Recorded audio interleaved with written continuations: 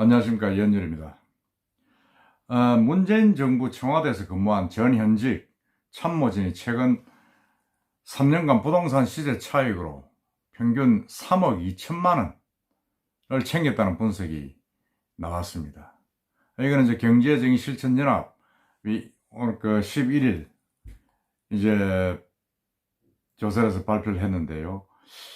저는 사실은 뭐 이게 서울 이야기라 그래서 별로 신경을 안 쓰고 했는데, 가만 보니까 이게 좀 너무 심하다.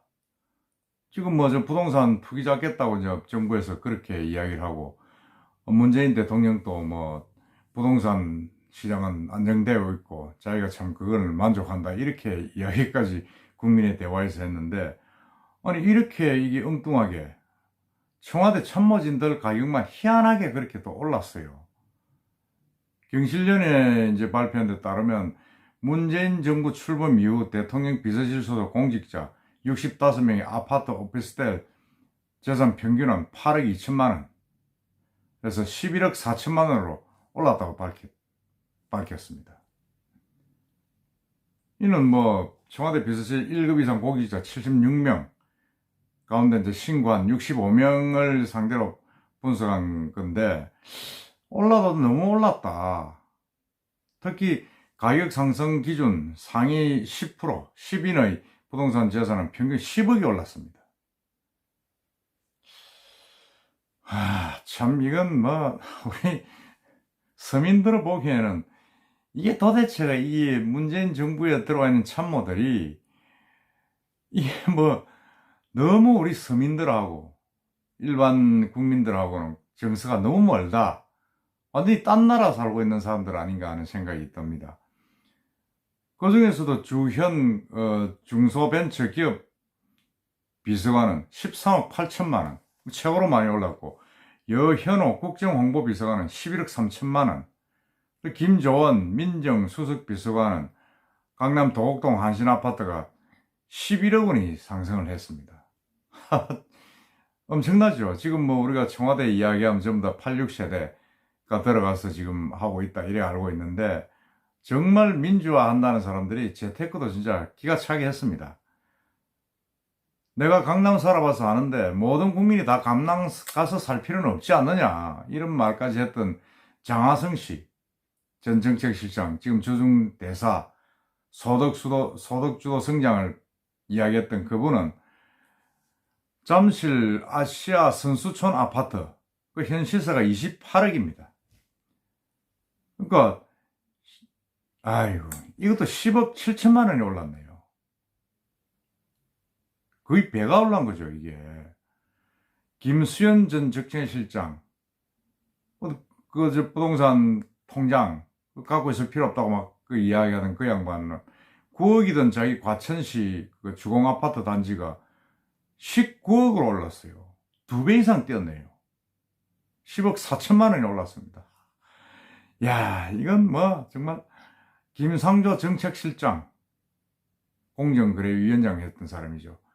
11억 5천만 원이었던 청담동 아파트가, 서초구 청담동 아파트가 15억 9천만 원으로 4억 3천만 원이 상승했습니다. 그 양반은 지난달 29일 국회에서 단순히 대출 규제나 세제 등을 통해 수요를 관리할 뿐 아니라 중장기적 공급도 안정적으로 이루어지게 돼 모든 부분을 뭐 면밀하게 추진할 것이라며 강력한 투기 대응 의지를 또 밝혔던 적이 있습니다. 근데 자기 집은 이렇게 엄청나게 올란 거죠. 참 이게 말하고 실제하고 이렇게 모순이 되고, 이 정권은 정말 이해를 할 수가 없어요. 그것도 한번 봅시다. 유재수 전 부시장 감찰 무마 의혹의 중심에 섰던 조국 민정수석, 이 조국 민정수석도 16억 3천 하던 방배동 자기 아파트가 18억 7천만 원으로 뭐 2억 4천만 원을 띄었네요.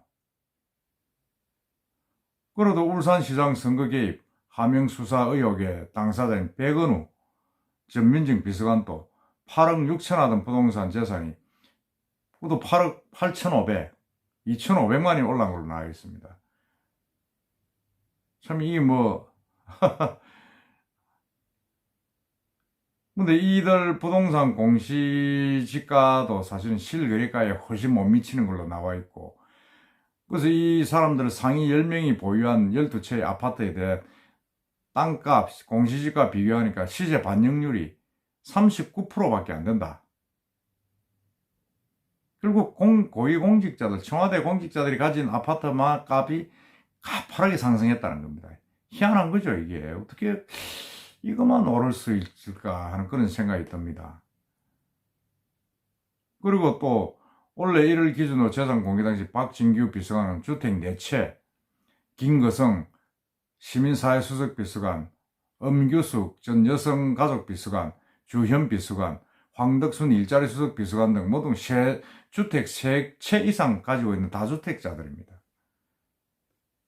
13명이 이제 2주택 이상으로 갖고 있는, 전부 다 이거 부동산의 기재들이죠. 참.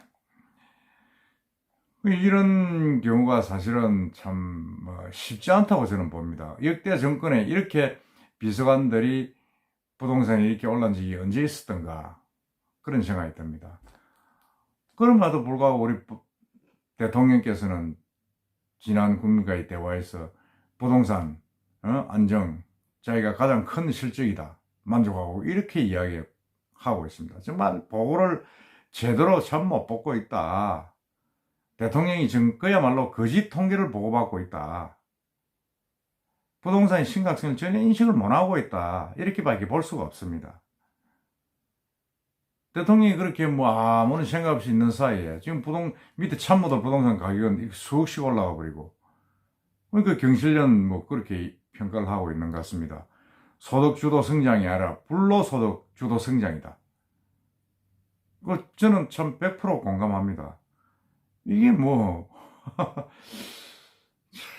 사실은 부산에 있으면 이런 걸 잘 못 느낍니다. 사실은 못 느끼고, 부산은 해수동이 올랐다 이런데 해수동 올려봐야 얼마나 올랐겠어요.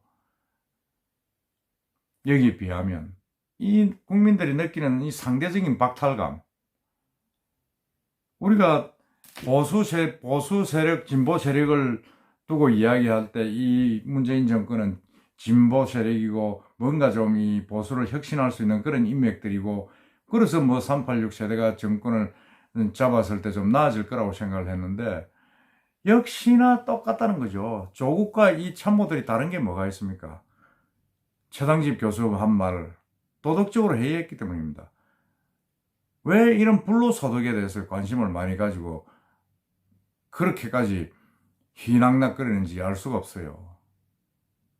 청와대에서 국민을 위해서 일한다는 사람들이 스스로 모범을 보여야 되는데, 자기들이 전부 다 부동산을 10억씩 그냥 다 버리고, 당신들은 강남 살지 마라. 나는 강남 살고 있지만 별거 없더라. 그리고 강남에 있는 사람들 땅 다 팔아, 집 팔고 나오니까 자기는 앉아가지고 10억씩 벌고. 이런 거 아닙니까? 이건 정말 참 후한무치하다. 어떻게 이 정권에 있는 사람들이 이렇게 후한무치한지 모르겠어요. 정말 며칠이라도 양심이 있는 사람이 있다면 자기들 올란 차에 전부 다 반납하고, 불로소득이니까 정말 국민을 위해서 희생할 수 있는 그런 모습을 보이는 사람이 한 명이라도 나왔으면 좋겠어요. 저는 그런 의인이 한 명이라도 있을 거라고 저는 믿지 않습니다. 한다고 그렇게 그 사람들이 자기 재산 팔겠어요? 이런 걸 보면서도 저는 참 우리나라는 희망이 없다. 보수도 믿을 수 없고 진보도 믿을 수 없고 이놈이나 저놈이나 똑같다는 생각, 참 서글픕니다. 여러분, 어찌해야 되겠습니까? 국민을 생각하는 그런 의인 한 사람이나 나오겠습니까? 오늘은 경실련 발표를 보면서 참 우리 국민들 너무 힘들겠다.